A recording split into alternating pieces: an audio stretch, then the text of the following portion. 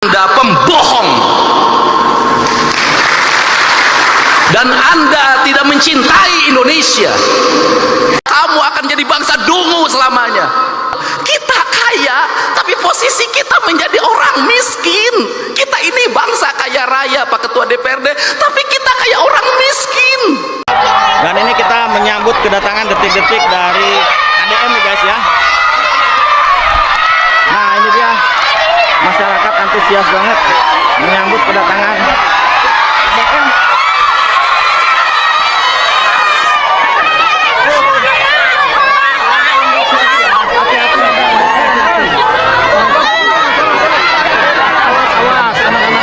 Assalamualaikum warahmatullahi wabarakatuh. Bapak Ibu, menolak lupa pidato Haji Deddy Mulyadi mengaji Al-Quran di depan ribuan menteri dan para ustadz. Kenapa sih selalu pidato terus pidato? Saya nggak pernah bosan ya teman-teman. Bapak Ibu, saya nggak pernah bosan mendengarkan pidato dari KDM ini. Ya, bangga saya menjadi warga Jawa Barat. Bangga saya katakan sekali lagi. Ya, mempunyai gubernur seperti KDM. Ya, bukan cuma pidato. Ya, isinya daging, semua daging, dan gak buat kita bosan yang mendengarkannya. Ustadz Hidayat bangga, Ustadz Abdul Somad bangga dengan gubernur satu ini. Tadi pun sampai disambut histeris, menetes air mata ya para warga. Gila, iya, Masya Allah KDM ini. Coba kita simak dulu ya pidatonya ya teman-teman. Tetapi kalau untuk pendidikan dasar nggak boleh.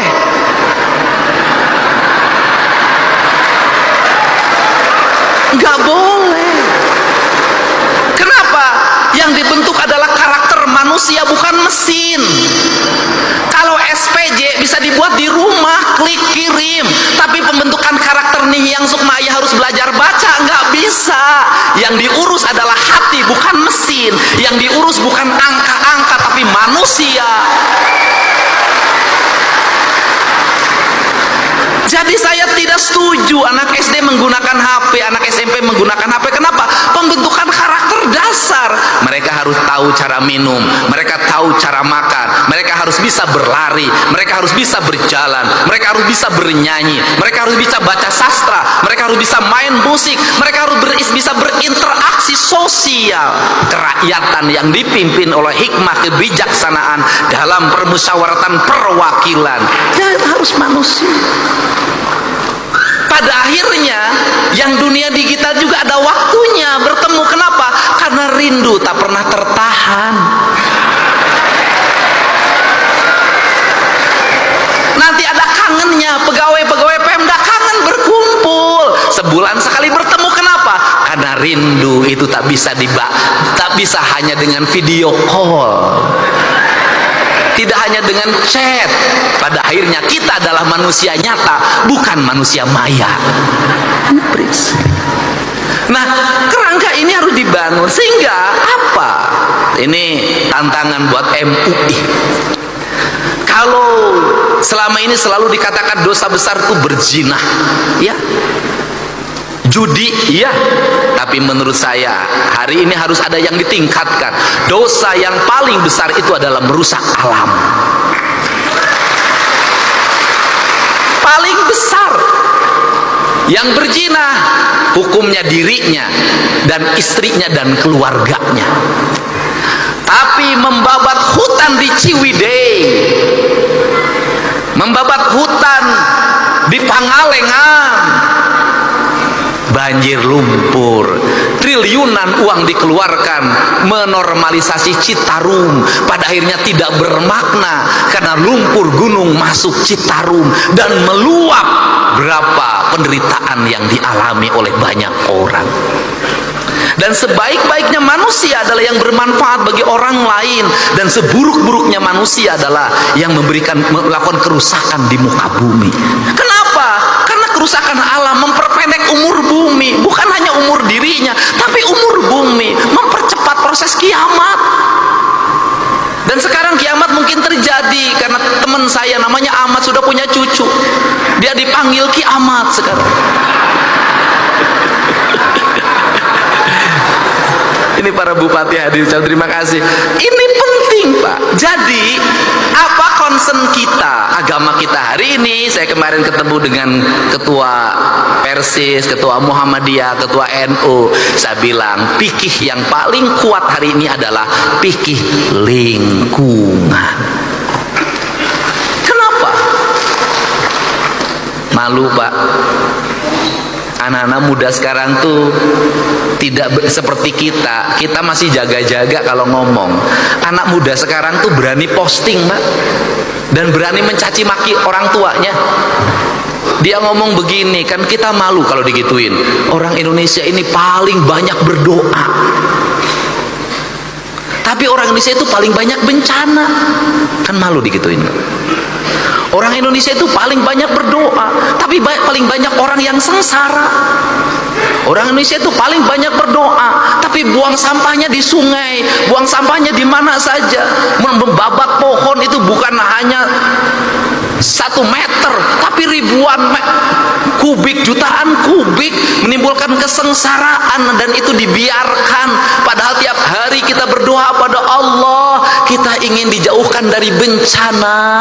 Kita tiap hari berdoa pada Allah ingin dijauhkan dari bencana. Tapi menurut saya doa ini tidak akan bermakna kalau yang menjadi penyebab bencana terus dilakukan tanpa henti. Kita bicara hakikat, tapi syariatnya tetap terjadi kerusakan, tak ada makna. Untuk itu maka saya sampaikan, ini tantangan bagi pramuka. Hari ini Pemda Jawa Barat mulai menanami pohon-pohon, enteh areal perkebunan enteh yang kosong itu ditanamin oleh anggaran provinsi, orangnya digaji. Kita punya rencana juga dan akan berjalan, dan Januari efektif. Orang yang nanam pohon dan ada sekian satu orang 2 hektar itu saya gaji setiap bulannya sampai pohonnya nanti besar. Kenapa? Ini sebuah kepentingan. Ada 2 dimensi yang ingin dilakukan di situ, yaitu yang pertama adalah dimensi alam yang harus terselamatkan. Yang kedua adalah dimensi sosial ekonomi, di mana rakyat kita butuh uang. Saya jujur, ini ada sayuran tapi tetap saya kritik. Apa yang dikritiknya adalah mohon engkol, wortel, kemudian buncis, yaitu tanaman yang dibawa oleh Belanda. Itu makanannya orang Eropa. Di orang Indonesia nyebutnya sop. Bedanya adalah kalau orang Eropa makan sup itu sebelum makan. Makan sup itu sebelum makan.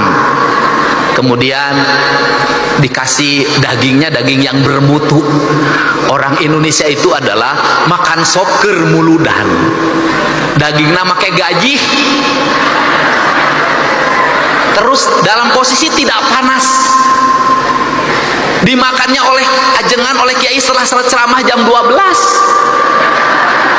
Kebayang, Pak? Sop dikasih nasi pakai gaji, tidak panas, dimakan oleh ajengan jam 12 malam.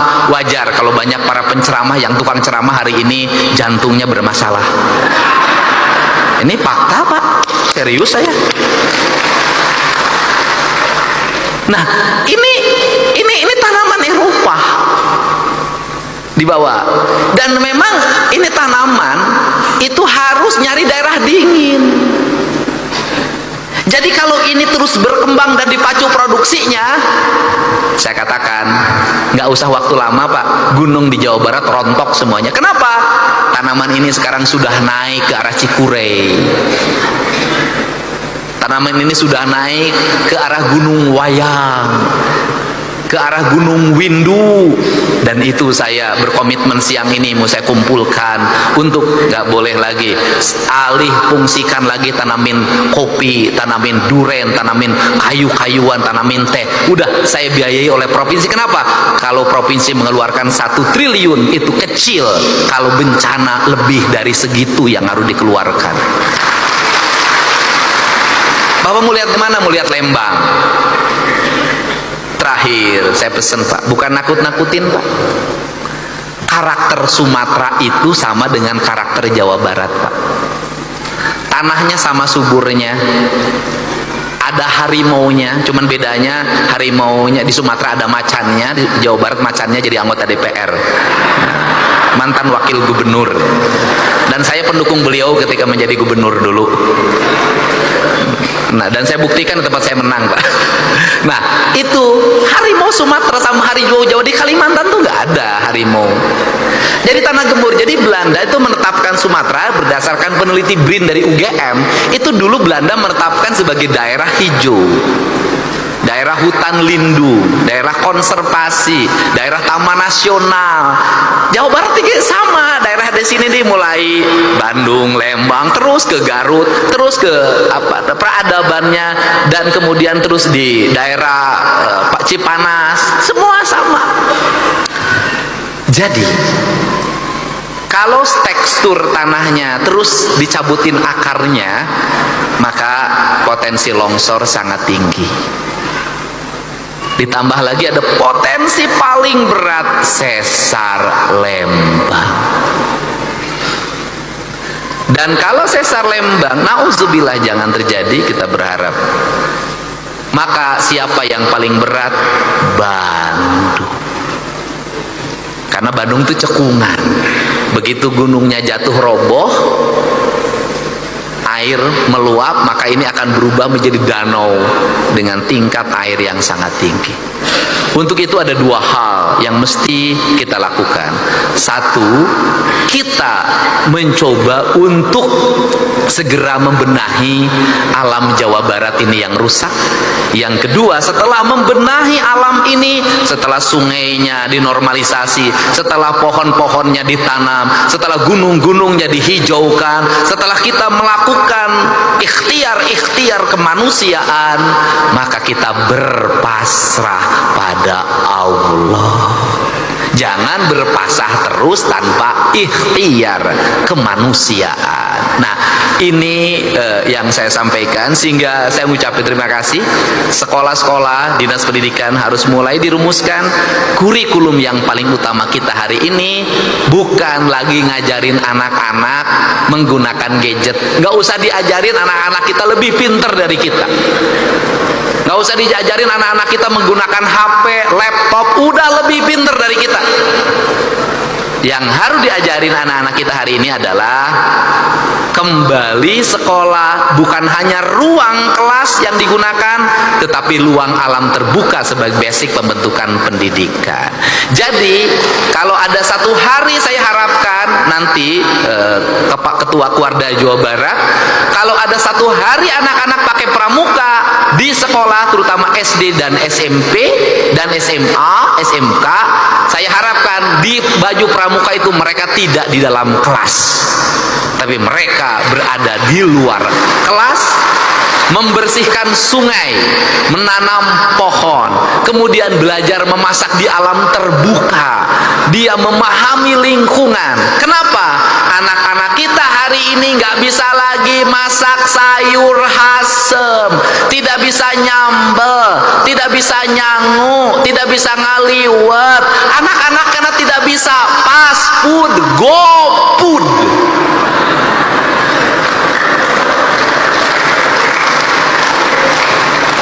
Dan saya katakan, saya bukan menakut-nakuti kalau anak-anak kita mengkonsumsi makanan-makanan kelas rendahan, umurnya terbatas, penyakitnya banyak.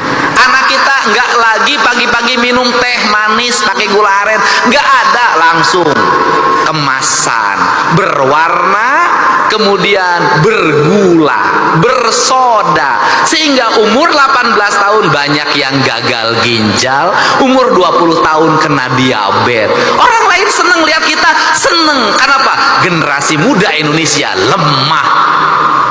Kenapa mereka seneng? Kekayaan alamnya melimpah. Kamu akan jadi bangsa dungu selamanya.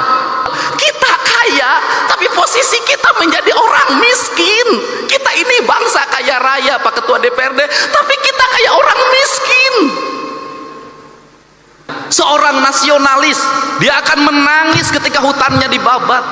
Seorang nasionalis, dia akan menangis ketika hulu-hulu sungainya diuruk. Seorang nasionalis, dia akan menangis ketika mata airnya makin mengering. Kalau kita mengaku mencintai NKRI, mengaku menjadi nasionalis, membiarkan hutan dibabat, membiarkan sungai diuruk, membiarkan laut diuruk, dan membiarkan mata air mengering, saya katakan Anda pembohong. GRI Jawa Barat 1 miliarnya nanti kita akan bawa lagi ke Sumatera, dan kita nggak usah membeli makanan dari sini, nggak usah beli beras dari sini, kita bawa uang, Pak. Karena yang diperlukan oleh pengungsi hari ini adalah uang. Toko sudah mulai buka, warung sudah mulai buka, yang tidak punya adalah mereka uang. Kalau mereka makan mie tiap hari terus juga kasihan juga. Nanti kita bawa uang dibagikan agar ekonominya muter. Cara saya menyikapi sesuatu pakai kitab. Kitabnya itu ada dalam pikiran dan perasaan saya. Saya selalu meyakini bahwa bisikan yang terbaik dalam hidup itu adalah bisikan hati yang terjaga dari puasa. Itu prinsip. Saya nangis, Pak. Kenapa saya nangis? Ada hal yang harus dibicarakan oleh kita. Kita tiap hari ngomong tentang Negara Kesatuan Republik Indonesia. Tiap hari, Pak. Negara Kesatuan Republik Indonesia, Negara Kesatuan. Oke teman-teman, Bapak Ibu, itu dia pidato Kang Deddy Mulyadi mengaji Al-Quran, yang mana begitu ya, sangat daging semua ya. Menolak lupa banget, menolak lupa. Karena emang benar ini harus seperti ini ya, gubernur harus seperti ini. Andai kan ya, 2 aja deh gubernur seperti ini, gila banget sih.